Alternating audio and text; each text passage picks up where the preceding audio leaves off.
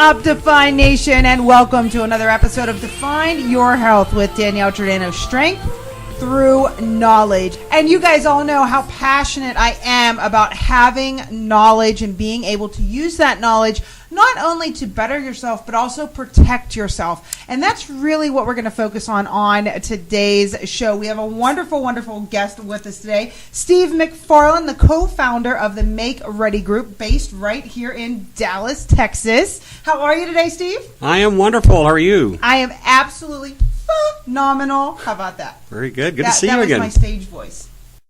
Anyway, we are going to be talking about a pretty serious topic today. And Steve, as you know, this is a topic that's near and dear to my heart because of my allergies, and that's mold.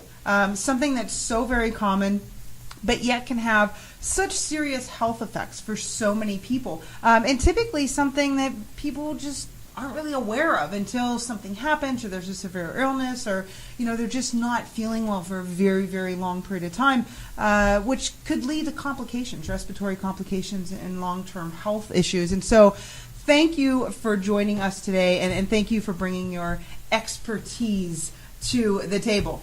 Hey, no problem. Thank you for having me. Appreciate it. Define Nation is excited. Yeah, absolutely. Yeah, there you go. We might remodel a kitchen while we're here. Absolutely. That's how we got started in the things we're doing. It's based upon the need.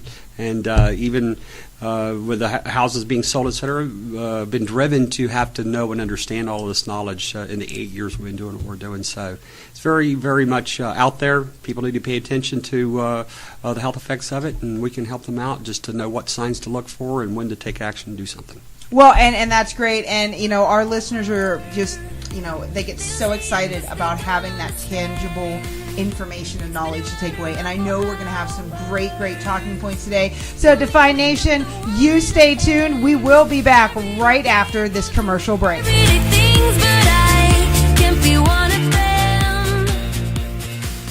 Are you considering a career change? If exercise and fitness are a passion of yours, consider a career as a personal trainer. The job market's hot, so the training and certification you need will be well worth it. Each month, the Cooper Institute offers a 4.5-day course to prepare you for the National Certification Exam and to introduce you to the representatives from the major clubs in North Texas who are hiring. Visit our website, cooperinstitute.org, or call 972-341-3200 today. cooperinstitute.org or 972-341-3200. My name is Archana Sheth, and I am proof that one can survive brain cancer, glioblastoma multiforme. If you'd like to know more about brain cancer and how to survive it, go to headforthecure.org.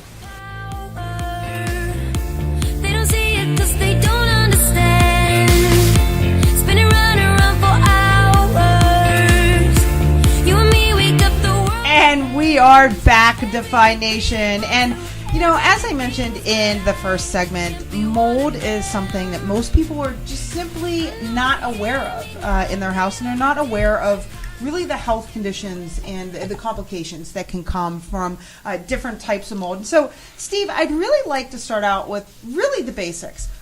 What exactly is a mold, a spore? What exactly is mold, and more specifically, what are the most common indoor types of mold? Because those seem to wreak the most havoc.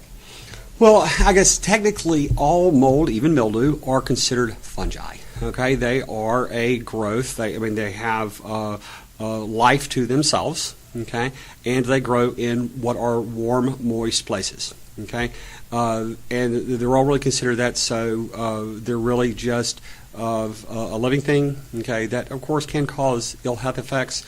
But for the most part, just think and treat mold, mildew, all of the same thing. Okay, and they are spores. That's how their seeds. That's how they reproduce out. And so, any warm, moist place is a great place for mold to grow. Okay. And then indoor, I'm guessing it's from just moisture getting trapped indoors that it commonly occurs, or? Absolutely, and even then, it's hard to say how many different types there are.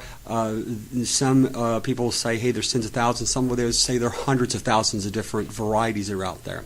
Wow. Okay, and it depends on where you are in the country, even in the world. Okay, but let's say here in Texas, there are people that are, let's say they are licensed real estate inspectors. They go and inspect homes and those sorts of things. I've been told by those guys there's probably about 52 different types of molds that grow possibly inside the homes inside Texas. Only 2 of them are the ones that are really bad. I think it's Stracobotus or something like that is one that is one of the worst ones. I've seen it every now and then, but for the most part, it's the most ones you see is typically going to be mildew and things that aren't going to have ill effects unless you do something to cause it to be airborne into the atmosphere where you're actually breathing it.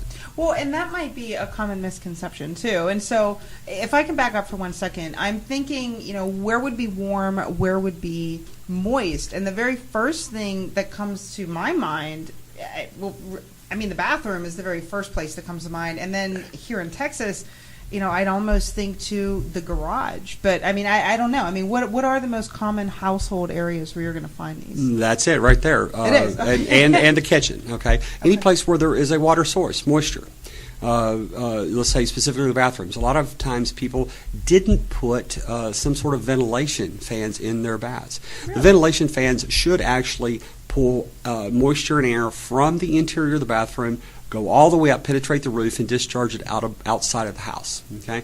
Some people have those recirc fans that really just recirc the air within the space, and that really does you no good.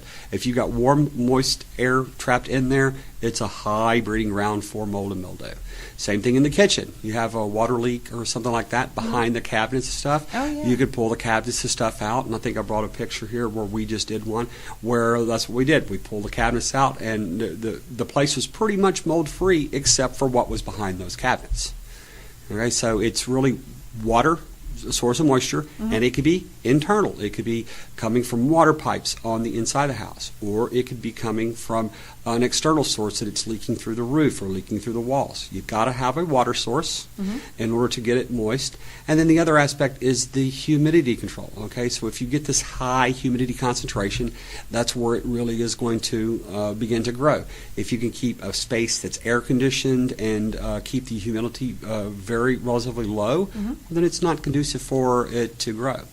A lot of times you'll see that ventilation duct works. You'll see these black marks and stains of stuff that are outside the ventilation. Sometimes that's just plain dirt. Sometimes it's mold or mildew because there will be water that gets into the ventilation duct lines and starts creating a breeding ground for it that way. And if you really see it kind of overgrowing out of a vent inside, clearly you need to have all of the duct work cleaned by a professional who knows what they're doing on cleaning it up. So let me ask you then, a lot of people, and I grew up north, and having dehumidifiers were very common, especially because most people had a basement, and that was very common. Now, is that something that specifically is just a northeastern type of a suggestion where people here in the Southwest maybe might not, or the North Pacific? Since we do have listeners all over the country, I'm wondering if you could give your opinion on, do you like dehumidifiers? Do they work? Do they not work? Is it... Well, absolutely, because if you've got a dehumidifier, you're really removing moisture out of the air so that it's removing the ability for it to grow. Okay, so, or not completely, but if there's humidity there, then that's what it needs. And I've looked at different documentations like how to cure it, and I actually end up in conflict with different various sources that say this is the right way to do this, this is the wrong way to do it. Some of them, let's say it's underneath the house. Okay, if you get the same sort of conditions where it's a pier and beam house. Okay, if water builds up underneath there, water's not draining, and the water's pooling underneath the house, that's going to create conditions conducive to it. And one of the prescriptions we read for curing it was to put down the 6 mil plastic and stuff to prevent water from soaking up in the ground. Okay, others say like, no, that's not really going to cure it. You need to have the correct ventilation through there. And some people were suggesting to use a ventilation fans that had a heat source to dry things out or whatever. But they end up in conflict, and it's kind of hard to really say this is really the right way, because most of what we know about ill health effects and stuff come from people complaining about it, but things not really being published out until about maybe 2009 from people like the World Health Organization, the Centers for Disease Control, and even the EPA. Interesting.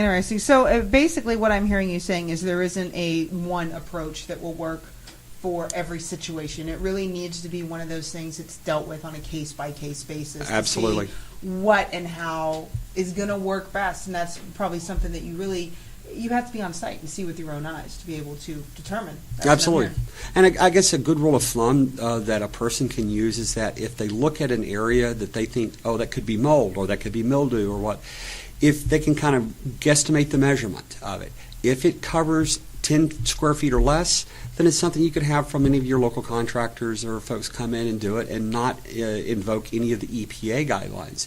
If you get into something like that where there's, let's say, massive amounts in 20 square feet or, in a whole room, then the EPA really wants you to look and make sure that you get it done and get it done right. That means that you got to have people coming out testing not only for what kind of mold and mildew they're working with, but also the air quality from what's being released in the atmosphere, and then follow these cleanup guidelines of what they got to do to remove the mold from the area, and then it be cleaned up and everything's safe for people to live and occupy the space. Oh, that's just so fascinating. And we are going to get into exactly what that removal looks like and when you should touch, when you shouldn't touch. Right after this commercial break, Define Nation, we will be right back. We're going to cut away to the cooking corner with Chef Vivian James. Remember, guys, this segment is brought to you by McKinney Roofing, the official roofing company of Define Nation. The work is impeccable, which is why McKinney Roofing is the only roofer I trust on my own home. Contact them today at 972-369-1011 or visit them online at mckinneyroofing.net. Hi, this is Vivian James with the Cooking Corner. Did you know all foods except pure fats, sugars, and alcohol contain protein? Approximately 10 to 15% of our daily calories should come from protein. So how do we measure or calculate that, particularly if you are on a plant-based diet? The recommended daily allowance is 0.8 grams per kilogram of body weight for the average sedentary adult. You will only have to slightly increase the amount of protein if you're an active adult. So how do we know how much protein is needed in our diets? Do this simple calculation. Take your body weight in pounds, multiply it by 0.36, which will equal the recommended protein intake in grams. If you're weighing 150 pounds, you need 54 grams of protein per day. If you want more information on this, check out Dr. Neil Bernard's Cancer Survival Guide on page 87. Hey, Define Nation, this is Danielle, and I have to admit, thinking about my home's roof isn't something that's top of mind for me, but quality always is. Recently, my roof needed some repair, and the only name I trusted with my own home was McKinney Roofing. McKinney Roofing has been a trusted, accredited business with the Better Business Bureau, serving the DFW Metroplex for more than 16 years. McKinney Roofing can handle all of your roofing needs, including gutters and window replacement, while specializing in energy-efficient upgrades in outdoor living spaces.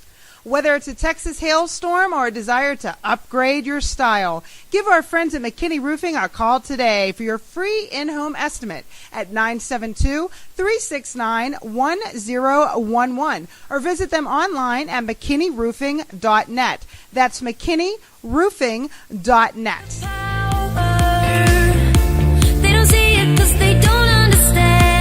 And we're back to Define Nation with Steve McFarland, who is one of the co-founders of the Make Ready Group, and certainly one of the best professionals that you can turn to when we're dealing with the topic we're talking about today, which is mold. Guys, don't forget to check them out, facebook.com/the Make Ready Group, and connect up if you have more questions that we might not get to today that you can directly pose to Steve. So, Steve, let's get into the severity of mold. We ended the last segment really talking about kind of space-wise. I think you said 10 foot or less typically is something that a regular contractor can do, and then anything really above that, we have to go into some very specific EPA guidelines.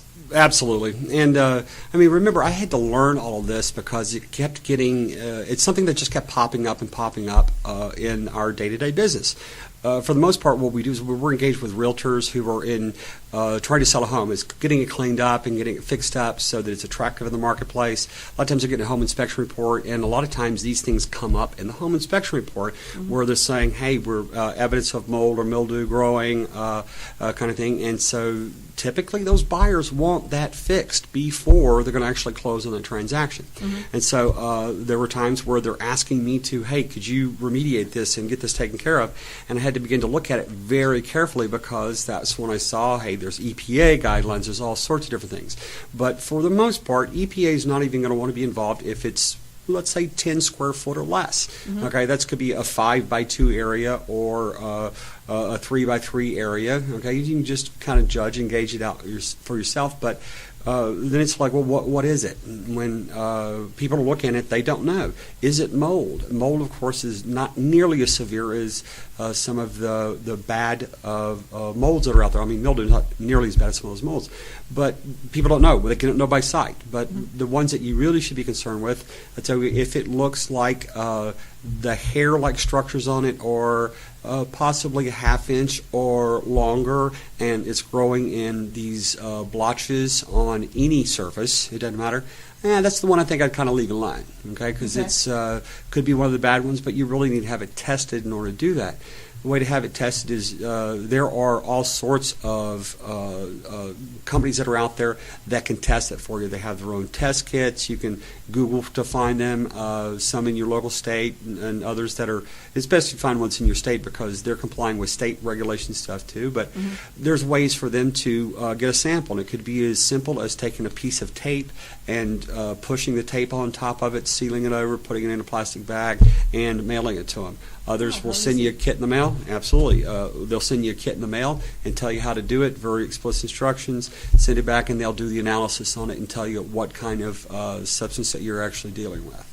Well, and you know, and I want to kind of move into the health effects because, you know, I have an allergy to mold, and, you know, I cough a lot. My throat will get very tight. My chest will get very tight. If there is any kind of mold, I'll let you know. Before I see it, I'll feel it, I always say. But there are other people who have even more severe reactions. And, you know, what have you really seen? What have people maybe come to you and said, hey, I'm having this kind of health issue, and then you found out later it was a mold issue? Or, you know, what conditions typically are you seeing that mold is causing for humans, and maybe even for pets as well, too? No, absolutely. And I would say it's probably not exactly in that order. It's that they've had some ill health effects, and then they started looking, and then they found that they had some mold, whatever. Then they're concerned about it. They want to know if that's what's causing it. Reality is, I'm not a doctor. I can't say that. It's one of those where it is certainly a possibility. However, but what we know from just in the past, there are ways to remediate things and take care of things. Example is like, let's say you've got a mildew problem. You know it's mildew just because of the dampness and stuff. So, well, how do you get rid of it? I don't want to cut all that sheetrock and stuff out, but I want it to stop growing. Okay, even the CDC recommends that you can just use a little bit of bleach on, let's say, 1 cup of bleach to 1 gallon of water. That's enough dilution to kill it. So do that. Another time, That's simple. Absolutely. Well, of course, you want to do things like let some fresh air in. There are even mold inhibitants that you can add to your paint. Really? So that absolutely, okay, you can shop the Home Depot or the other stores to take a look around. But there are things that help prevent mold. Another way to look at it too is that mold is going to have oxygen to survive. It's got to have the moisture. It's got to have the oxygen. Okay, so if you see like growing on sheetrock, sometimes we can come in and treat it with just bleach and water to kill it, and then put a layer of Kills on top of that. Now, what is Kills? I'm sorry, what is that? Kills is just it's like a primer. Okay, paint will stick to stuff that's properly primed. Okay, so what I want to do is I want to prepare that surface. But what the Kills does is it will actually seal over the area to block oxygen from being able to get through the paint, and so that will help seal that up. Then put a paint coat on top of the Kills, and then it usually takes care of it. Oh, well, that certainly makes logical sense, and it seems like it's easy enough. Easy. To get done in basically a day. I'm assuming if you would be called in on a project like that, it would be maybe even a couple hours, I guess, or maybe it depends on the size. Sure, and a lot of it depends upon how comfortable the person is to, let's say, do it yourself. If they've seen it before and they now know what to do, yeah, they can go treat it and do it themselves. Other times they're afraid, they just don't know, and they want somebody who knows what they're doing in order to come in and take care of that. And most of the time, really most of the time, it's not the bad stuff that really create toxins and stuff within the human body. Mm-hmm. Okay, most of the time it's not, but it's still, you can suffer the same sort of effects of respiratory and those sorts of things that doesn't kill you outright just from the exposure, but they end up with the ill health effects. And the right way to do it, of course, is to look at it, analyze it, figure out the proper course of action in order to get it gone and not be airborne into the atmosphere within the structure, wherever the structure is. And that could be in the home, even in the workplace in some cases. Well, and that's something that I want to get to quickly. And that's, I mean, because a lot of these scenarios that we're talking about are in a home that presumably you own and you could make decisions on. But a lot of people rent, whether it be an apartment, whether it be a physical, freestanding house, maybe it's a condo, or if you are in the workplace. Now, what have you had any experience with? I know you do a lot of commercial work, but have you had experience with people who have had this in the workplace, and the landlord just says, "Hey, that's maybe not a severe enough issue," or are there laws that people can review or reference? No, absolutely. I don't know about all the other states, but let's take Texas. Okay, property owners in Texas are responsible for what happens on their property. Okay, so their failure to take care of and remedy situations like that clearly falls back onto that landlord. And there are ways for people who are renters to have recourse with their landlord to force their landlord to fix problems like that. Okay, the same sort of condition, let's say, for in businesses. Okay, most common places, even according to the CDC, that you're going to have high mold exposure could be antique shops, greenhouses, saunas, farms, mills, flower shops, summer cottages, all those places that traditionally have had high moisture content or things are old like that, where it's conducive for it to grow. But the same thing, there's you want to have safety within the workplace, and there are ways to, if you feel like you are having problems with mold and stuff in the workplace, there are typically local and state laws that help protect those workers. Okay, and so you should really do the research and figure out which one applies to you. Now, is there any specific resources or websites that you would point people to that they can find this information, or is it just a general Google search and pull up what they need in their specific state now? Okay, I would say 3 places, because everything really kind of trickles down, I must say, federal, state, and local levels, and from, let's say, the federal level, the cdc.gov. Okay, if you go to cdc.gov, and you can probably even go to cdc.gov/mold/faqs.htm. All right, there's a great informational sheet up there with links to other places. Okay. You could also go take a look at epa.gov. EPA's got a lot of information about molds and mildews, as well as the World Health Organization. The World Health Organization is the one's published a lot of information about indoor environmental quality for humans to be able to safely be able to breathe the air and not be concerned. Okay, so those are the higher levels. But then when it comes to, well, where are you located? I would start with a city website. Okay, each city should have their own set of code compliance regulations that govern how a building house is structured and built, and all those sorts of things. Whenever they're building, there are always requirements for inspectors to come inspect that the plumbing's installed properly, the HVAC is installed properly, gas lines, all of those sorts of things. Usually they have something that governs what the proper course of action and stuff is in relation to the environmental problems that people could run into. Okay, even let's say take for the city of Mesquite. Okay, the city of Mesquite, with all of their rental houses, and there's a lot of rental houses over there. In order for you to legally rent that house out in Mesquite, before the renters move in, the city of Mesquite will send an inspector who is going to walk through the house. He's going to look for all sorts of things, including environmental issues, making sure there's smoke detectors and everything's really in good working order for that. And they won't give a certificate of occupancy to the new renters until that happens. And the way they really close the loop on that to make sure is you've got to get the water turned on with the city. Unless you have the green tag from the inspection from it being a rental, you won't get your water turned on in the city of Mesquite. Wow. Okay. So great, all great resources. It seems like, Right. and really, I mean, the city sites really seem like that would be the best one. I mean, because that's right where you're at, and I'm assuming there'd be local contact information, or maybe even plausibly go down and physically talk to somebody. Right, and if you don't find something in, let's say, code enforcement, just look for the city's health organization. Okay. Every city's going to have some level of health organization, and that would be a great place to start.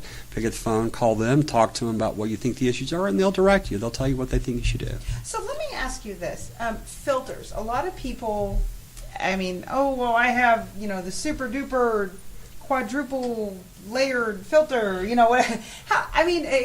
again, I'm a big proponent of really having that knowledge and not believing what the marketing director of a particular company puts on the front of a package. What is your take on different filters that people can put in their homes, or if they are in a rental property, if they want an extra layer of, I don't know if it's protection or whether it's a smoke screen, but what's your opinion on filters, and if there are good ones out there, which ones do you recommend? I wouldn't say I necessarily recommend one particular brand over another because there are plenty of great brands out there. But this I know about filters. All right, the way a filter is going to work is that it really is a mesh, okay? And the particulates that can get through the mesh are the ones that are smaller than the actual mesh openings. Okay. Does that mean that there are mold and mildew spores that could penetrate most filters? Absolutely. Okay. So when you start looking at those filters, because some of them you say like, oh, this filter's $1. Oh, this filter's $10. Oh, wow, this one's $30. Well, a lot of it really boils down to are they using a very, very fine mesh? The kind of quality stuff that goes into that particular manufacturing and those sorts of things. So a lot of times you just need to read up on what the claim of the filter manufacturer is about what the filter will really do for you. Okay, so a lot of different knowledge and stuff that you have to take in on your own there, and a lot of it's going to be based upon where you are in the country. Okay, well, and lastly, let me finish up with this question for you. If you had the top, if you can narrow it down to one, if not two, recommendations that you could make to folks, no matter what area of the country that they're in, about mold and preventing the health effects of mold, what would they be? Keep it under air conditioning whenever you have the hot part of the months. The more you can keep control over the humidity, then the better off you are. Okay, if you have any type of leak that ever happens, okay, within 24, 48 hours, you really need to make sure everything gets dried out. Getting a carpet wet. Okay, if somebody actually spilt, let's say, a whole glass of water on a carpet, but they didn't really clean it up, that could start mold growth right there. Oh, so that people who have kids maybe should be on the lookout for Absolutely. Not to point out the little guys all the time, but just being honest. Right, no, that's true, because we're all constantly cleaning up after kids and all, and sometimes you may not even know it. But the real time to get concerned or start thinking about is if let's say you've had some ill effects. And other times is if you see it. If you see these black spotches growing outside of your ventilation ductwork or right there in your bathroom like that, that's the time you really need to start thinking about getting it cleaned up. Oh, well, that is just awesome information. And Steve, I thank you so much for joining us today. And guys, again, if you have more questions for Steve, or if there's a particular question that you want to ask about the place where you're living or your workplace, or maybe even where your child's daycare is or your school where your child attends, remember that you can reach out to them at facebook.com/the Make Ready Group. And I just thank you so very much for all your expertise, all your time, all the great information. Define Nation, I hope you enjoyed it as much as I did. I love getting new knowledge. Remember, we're going to post that trivia question taken from today's show on our Facebook page. So keep an ear out. Remember those prize packs. Oh, our great $500 prize packs. We want to thank our friends from Nordic Naturals, Kind Bar, Soy Joy, and of course Zevia. And keep an eye out for it, Define Nation. Until next time, remember, motivated, dedicated, and highly recommended. Bye-bye.